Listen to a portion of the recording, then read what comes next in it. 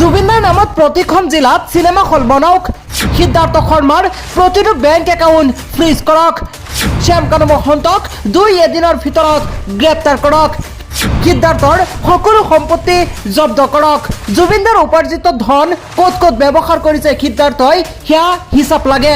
এনেবোৰ শ দাবীৰে জুবিন গাৰ্গৰ অনুৰাগীয়ে সামাজিক মাধ্যম গৰম কৰি তুলিছে।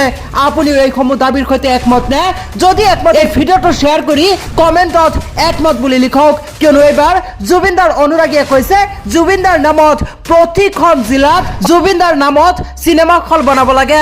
লগতে সিদ্ধাৰ্থ শৰ্মা যিগৰাকী জুবিন গাৰ্গৰ মেনেজাৰ আছিল তেওঁৰ প্ৰতিটো বেংক একাউণ্ট ফ্ৰিজ কৰিব লাগে, তেওঁৰ সকলো সম্পত্তি জব্দ কৰিব লাগে, কিয়নো একাংশৰ মতে সিদ্ধাৰ্থই হেনো জুবিন গাৰ্গক ব্যৱহাৰ কৰিছিল। আপোনাৰো যদি কিবা দাবী আছে তেনেহ'লে কমেণ্ট বক্সত জনাব পাৰে।